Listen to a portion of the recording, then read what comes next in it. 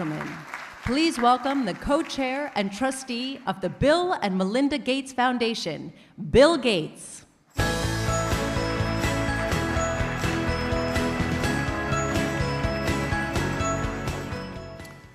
Well, good afternoon, and it's great to be here to address this important topic. I certainly appreciate the leadership from President Macron, Jim Kim, and Michael Bloomberg on this topic. It's a great group to talk about where we stand. A big challenge. We need to motivate huge parts of the economy to get involved. I was proud to be part of the first convening of the summit last year in Paris, and that's where it was announced that we have progress on mobilizing private capital to bring more innovations to the market to have products that reduce greenhouse gas emission. Also, we announced an initiative in agriculture together with the European Union to put an additional $300 million into agriculture research to help smallholder farmers deal with the effects of climate change. Climate change over time will affect all of us, but the people who are already experiencing its devastating impacts and are most susceptible to its worst consequences are the millions of farming families in developing countries who are struggling with extreme poverty and hunger due to low crop yields. As the climate warms and the weather becomes more unpredictable, their crops will become even less productive. So for example, instead of having 1 year in 12 where they'd have almost no harvest, that'll be down in parts of Africa to 1 year in 4. I'm optimistic we can do something about this, finding new ways both to power the world and to give everyone, including those in the poorest countries, access to clean, affordable energy that doesn't make the problem of climate change worse. The effort requires a lot of different skills. It requires governments, industry, investors, and philanthropy to come together and make good decisions based in science. Just to focus on innovations to reduce the greenhouse gas emission, our goal is to get ideas that at the early stage are very high-risk ideas, but to get them out of the labs and scale them up into products far faster. Since the first One Planet Summit, Breakthrough Energy Ventures, our investor-led fund, has more than $1 billion in committed capital, and it's made a number of growths in seed stage companies that we hope will have products on the market in just a few years. At the same time, in kind of a unique partnership, the governments around the world have committed substantial additional funds for the research to create these new products. And both governments and investors are embracing creative new approaches to address the market dynamics that in the past have made it difficult for companies to succeed. When we look at the scale of this challenge, it's important that we look at the different sectors. The electricity sector is part. However, things like storage are way more difficult than any product spec can meet today. For example, take seasonal storage. What would the cost of a battery have to be to store power in the summer and make it available in the winter? We're more than a factor of 10 away from anything that would make that type of base load reliability possible. Also, we often don't think about the industrial sector, which actually is a greater greenhouse gas emitter than the electricity sector. And we haven't had the same sorts of things like we have renewable energy, even for those summer and when the wind is blowing or the sun is shining type capacity. So whenever we think about these financings and ratings, just consider what is going to happen with livestock and land use. That's a huge sector. What is going to happen in the industrial sector for, say, making steel? There's no economic process for making steel without greenhouse gas emissions, or fertilizer, or plastic, or the things that industrial society depends on. So without innovation that goes across all the sectors where we've got greenhouse gas emission, it's going to be difficult. Now, I'm a huge believer in innovation. We've seen it in health. We're orchestrating the scientists, the research funds, and the investment to drive those forward. Switching to talk about reducing the harm that the warming that's already built in with, of course, quite a bit of legs. What you're seeing today is very small compared to what you'll see 20 years from now, 40 years from now, and that would be true even if we zeroed out greenhouse gas emissions today, because the warming effects are very lagged, particularly the CO2-driven effects. So, we've just seen the beginning of those impacts, and in some ways, we're not even tracking what it's doing now to these farmers. However, here again, there's hope. Better seeds, better practices can raise the productivity during the good years enough so that you can more than offset some of that weather variance. The European Commission has responded to the challenge, and I'm pleased to say we're working with them to co-invest £50 million this year in 3 exciting new projects. And we're working together to pick even more projects for 2019 and 2020. We'll each invest more than the 50 million euros each year in specific pilot projects that help smallholder farmers. I'm also excited about the work going on in agricultural R&D. Our foundation committed $300 million at the summit, and we've already spent over a third of that on very, very promising new things. At the basic level, the world has a system called the CGIAR that are the groups that do the basic technology to improve these seeds. They fostered the green revolution that avoided the famine in Asia. There's another almost factor of 3 in doing that very well, particularly for characteristics like drought tolerance or heat tolerance that will be increasingly important. Also salt tolerance, as the water's coming in and affecting a lot of these agricultural deltas in places like Vietnam. You've got to have new seeds that are not killed by that salt infestation. We need to partner at the national level to get those seeds, particularly for the staple crops and particularly for the crops that are used in Africa, so that they're adapted to the ecologies and getting out to the farmers and getting feedback from those farmers. We also need to inform those farmers. We need digital soil maps for fertilizer. We need digital systems to help advise those farmers. As part of my personal commitment on these efforts, I'm looking forward to joining a new Global Commission on Adaptation, and that's being led by former UN Secretary General Ban Ki-moon and World Bank CEO Kristalina Georgieva and a number of other people to really split off and say, okay, what about the adaptation effort? In some ways, mitigation, which is super important, deserves all the attention it's getting, but it's meant that this adaptation piece, including the investments the world makes to help these farmers, has actually been going down over the last 20 years. We're at a moment of high risk, but also great promise. We need policies to support the adoption of these technologies and to help vulnerable populations adapt. We need to make sure that governments and other stakeholders are supporting innovation and helping make sure those innovations get delivered, whether it's in agriculture, energy, the industrial sector, the transport sector, all these different sectors, which is where the greenhouse gas emissions are.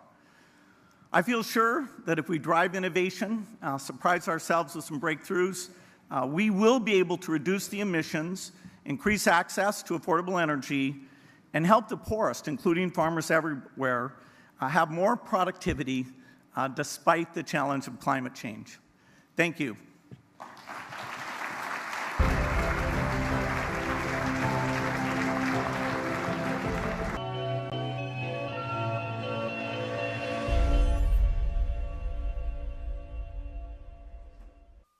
Ladies and gentlemen, please welcome our panelists. The President of the Republic of the Marshall Islands, Hilda Heine. The President of the Togolese Republic, Faure Gnassingbé. Executive Vice President, the Balbo Group, Leontino Balbo. And our moderator, the Chief Executive of the Zane Verjee Group, Zane Verjee.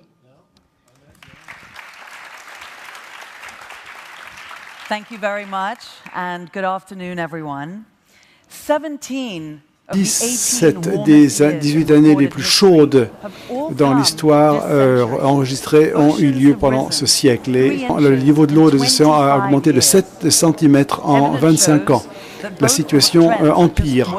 Et ce sont les populations vulnérables qui ne peuvent pas, qui vont être les victimes. Quelles sont les solutions que nous avons proposées qui puissent être mises à l'échelle et être efficaces? Sur ce panel, nous allons parler de la façon dont la technologie et les solutions basées sur la nature peuvent nous aider à créer de nouveaux modèles. Président Faure Gnassingbé du Togo, le Togo a joué un rôle très actif pour soutenir des investissements dans l'énergie solaire dans le cadre de l'alliance à laquelle vous participez avec d'autres pays africains dans la région pour essayer de créer une plateforme pour accélérer la mobilisation de fonds pour le projet Solo dans la région. Est-ce que vous pourriez nous expliquer ceci de façon un peu plus détaillée? Est-ce que vous pouvez nous dire comment cette initiative va protéger les pays vulnérables? Merci beaucoup. Je voudrais également remercier le président Macron. Je voudrais dire que l'Alliance Solo est une initiative de la France et de l'Inde pour développer les investissements dans l'énergie solaire. Nous voulons accroître l'accès à l'énergie pour les populations vulnérables, spécialement des énergies renouvelables pendant les années qui viennent. Nous voulons doubler cet accès et nous voulons montrer comment la technologie peut permettre aux gens d'accéder à l'énergie. Et nous ne sommes pas le seul pays à avoir travaillé là-dessus. Il y a beaucoup d'autres pays qui travaillent dans ce but. Beaucoup de pays qui essayent d'utiliser les ressources financières du secteur privé parce que les ressources du gouvernement sont limitées et nous ne pouvons pas y arriver seuls. Donc nous essayons de créer cette plateforme. Pour créer cette plateforme, nous voulons engager les investisseurs avec les fournisseurs d'équipements, de matériel et de technologie pour voir ce qui est possible de faire. Et nous sommes prêts à changer nos règlements, le règlement de l'État. Ce sont les... nous allons nous engager ensemble pour décider ensemble ce qui doit être fait.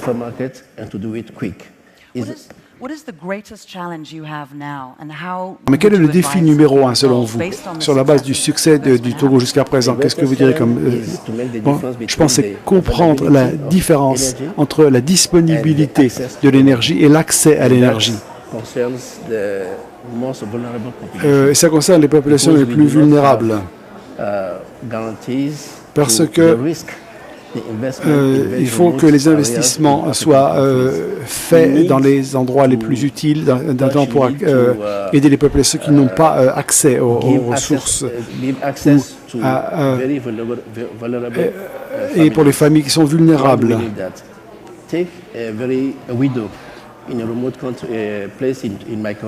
Ça, c'est très important. Tous les matins, il faut que les femmes doivent voyager sur 5 km pour couper du bois pour sa famille. Et si cette personne pourrait avoir accès à l'énergie plus facilement, cela rendrait sa vie beaucoup plus facile. Et c'est cela que nous voulons faire. Nous allons essayer de faire en sorte d'améliorer la situation pour l'ensemble de notre population. Nous voulons trouver des moyens, notamment un mécanisme qui nous permettra de réduire les risques et d'investir dans des régions éloignées parce que cela permettra d'accroître la prospérité du pays à long terme. Et sinon, nous ne gagnerons pas notre travail. Le secteur privé dont le président a parlé va jouer un rôle clé pour assurer la résilience de nos économies. Comment est-ce qu'une solution basée sur la nature pourrait bénéficier à la planète dans son ensemble tout en permettant la croissance économique? Notre projet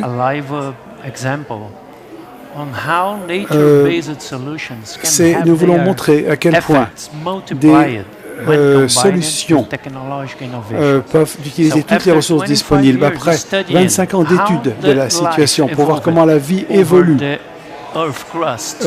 nous pouvons maintenant comprendre comment répliquer des processus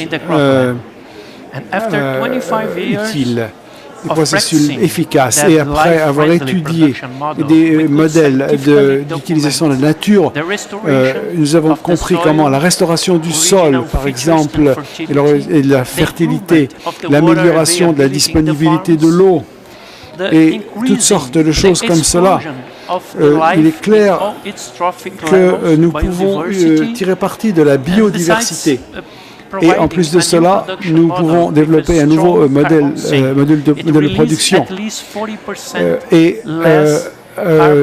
Nous pouvons trouver des méthodes qui produisent moins de 25% d'émissions de moins, d'émissions de carbone. Nous avons vu des progrès considérables dans ce domaine. Et enfin, le résultat le plus étonnant de ce processus d'apprentissage a été que nous avons commencé à comprendre le fait qu'il y a un système et que la science ne connaissait pas, mais qu'elle connaît maintenant beaucoup mieux, comment convaincre une plante d'activer son propre système d'une façon à se transformer pour développer son immunité contre la plus grande partie des maladies qui attaquent les plantes.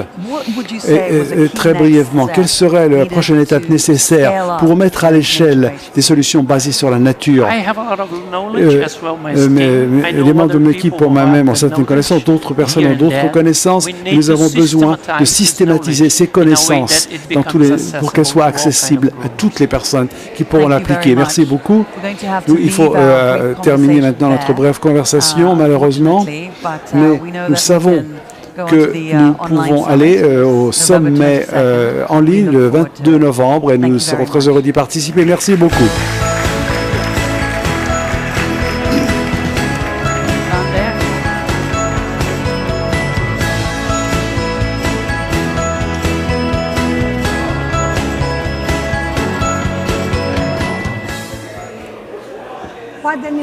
C'était un après-midi qui nous a beaucoup inspirés.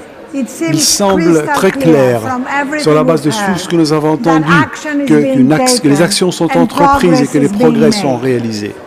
Mais pour que ces progrès continuent, nous avons besoin de leaders à l'échelle mondiale qui n'hésiteront pas à s'acquitter de leurs obligations et responsabilités de leaders. We basically need leaders who will answer the call of history. And so it is a real honor to bring back to the stage, to close our session, a global leader who has really wholeheartedly answered the call of history, the President of France, President Emmanuel Macron.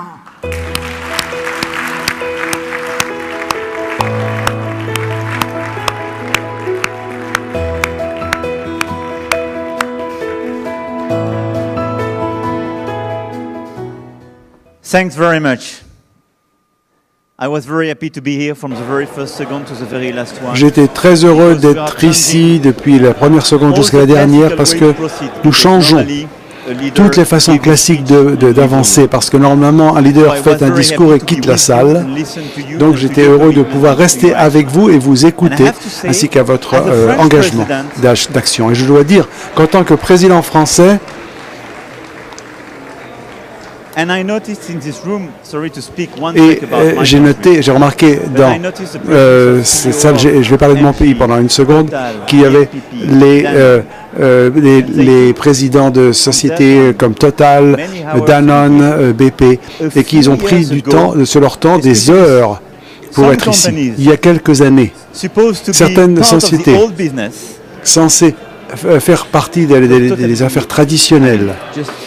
C'était totalement impossible d'imaginer la présence de PDG de telles sociétés pendant 2 heures ici. Ça veut dire beaucoup de choses. Ça veut dire que quelque chose est en train de changer et que les attitudes de beaucoup de gens sont en train de changer.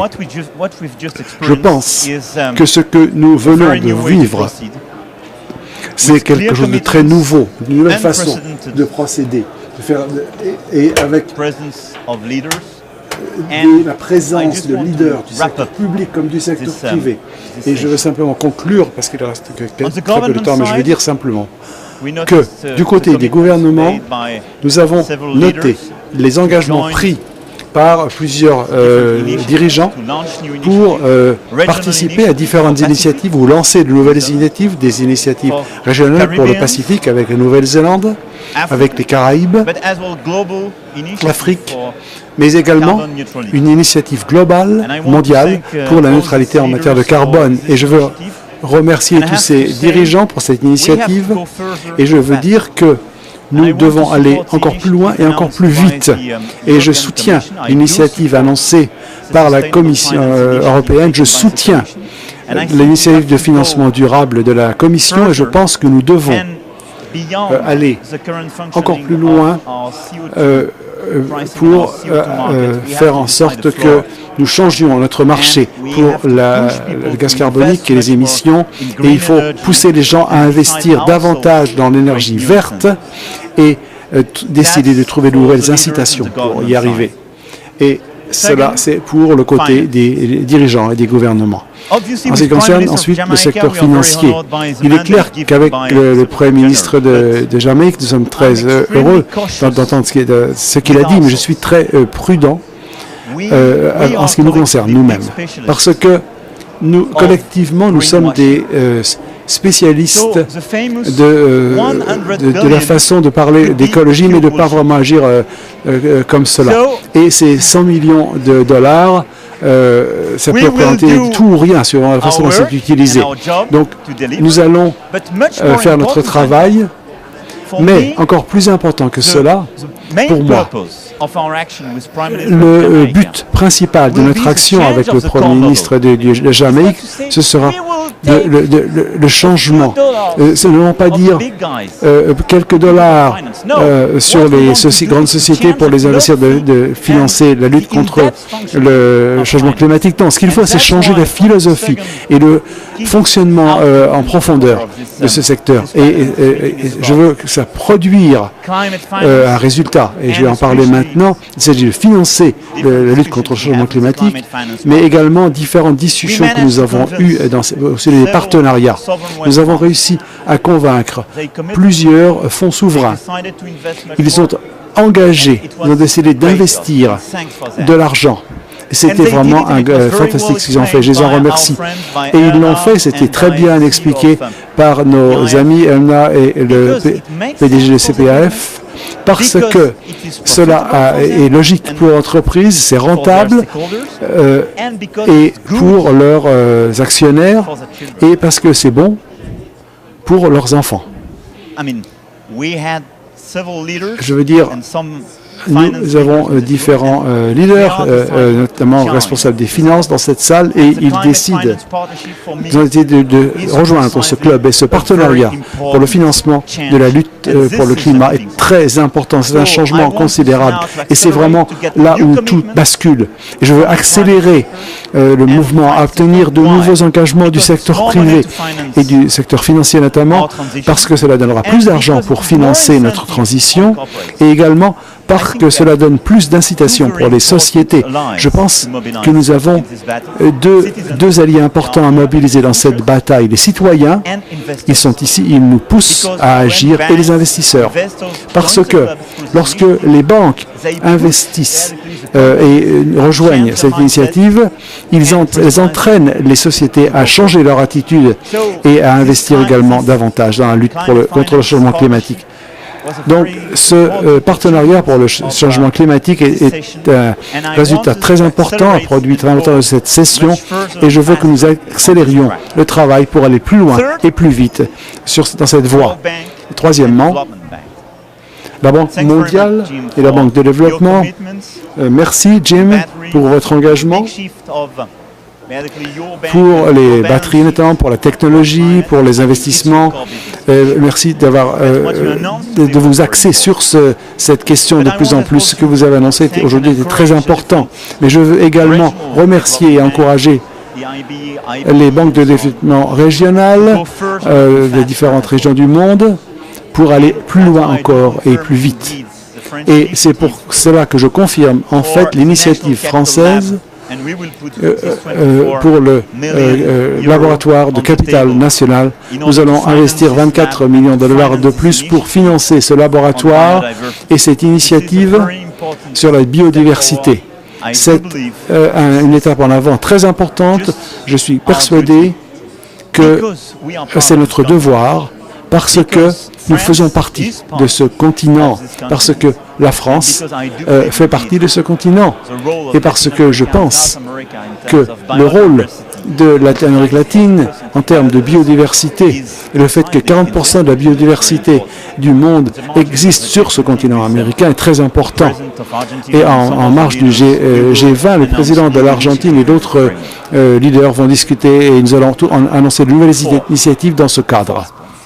Quatrième point, et mon dernier, comment aller plus loin et plus vite dans l'ensemble. Votre engagement et aujourd'hui ont été très importants, et je vous en remercie.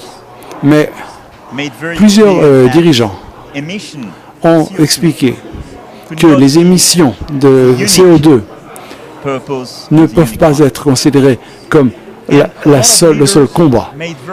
Et beaucoup de dirigeants ont expliqué clairement que cette initiative, aujourd'hui, doit être l'initiative de base de tout ce que nous faisons.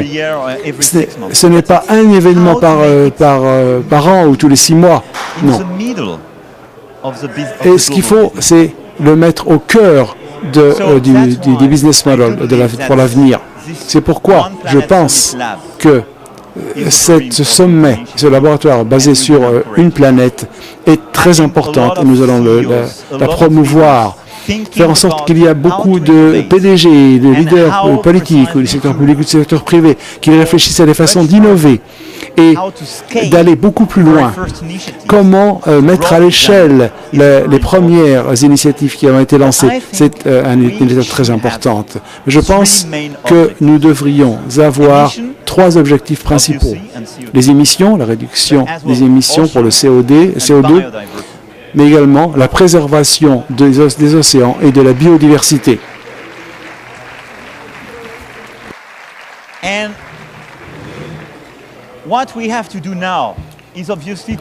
ce que nous avons besoin de faire maintenant, c'est de faire le suivi. Nous allons avoir une réunion importante à Nairobi au premier semestre de 2019 pour faire le point. Mais nous devons augmenter nos ambitions, être encore plus ambitieux. Et maintenant, nous devons montrer aux gens que nous changeons le cœur du système, de notre modèle de gérer les affaires, de notre gouvernance. Et c'est pourquoi je pense que ce laboratoire devrait être utilisé par vous tous pour promouvoir des initiatives intelligentes, des grandes et petites initiatives pour essayer d'accélérer notre combat et créer de nouveaux modèles. C'est pourquoi nous avons maintenant besoin d'élargir le spectre de notre initiative pour aller du CO2 jusqu'aux océans et à la biodiversité. Ça doit être inclus dans notre action collective. C'est pour cela que je voulais vous proposer, c'est de réunir toutes ces personnes dans le cadre du programme qui était lancé pour le G7 pour 2019. Je voudrais que vous soyez au milieu de la réunion du G7. En 2019, la France aura la présidence du G7. J'ai mentionné la lutte contre les inégalités. C'est le principal objectif de ce G7. Je veux changer l'attitude de beaucoup de personnes. Je veux associer différents pays, différentes sociétés pour produire de nouveaux résultats et pour innover. Mais je pense que ce club, une planète, doit faire partie de ces new leaders à l'échelle mondiale. Ce que je voudrais proposer, c'est sur la base de cette initiative que les programmes qui ont été lancés, les nouveaux engagements et qui ont été pris aujourd'hui. Et sur la base du travail que vous allez accomplir à partir de maintenant jusqu'au l'été de 2019 pour faire en sorte que sur ces 3 piliers que j'ai mentionnés, des résultats et des initiatives d'abord, puis des résultats très forts pour les leaders du monde entier. C'est mon engagement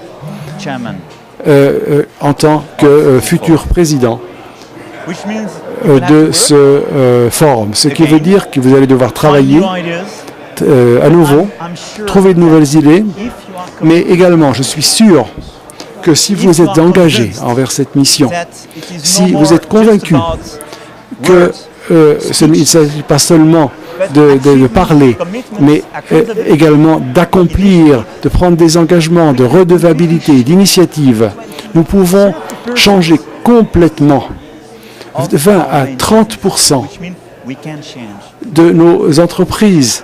Donc nous pouvons changer l'environnement mondial actuel. Et il faut que chacun de ces objectifs soit inclus dans cette réunion de Biarritz d'août 2019. Et c'est pourquoi j'ai besoin de votre aide pour cela. Donc merci à vous tous pour votre présence ici. Merci de faire partie de ce sommet Une planète. Et maintenant, je pense que je voudrais faire de ce club le club pour la génération X et la génération Y, pour que l'on puisse produire des résultats et assurer la redevabilité de tout le monde. Et rendez-vous à Nairobi, à Biarritz et dans beaucoup d'autres grandes villes où nous aurons des réunions pour montrer les résultats atteints. Merci beaucoup. Merci pour le bon travail à tous. Merci à tous.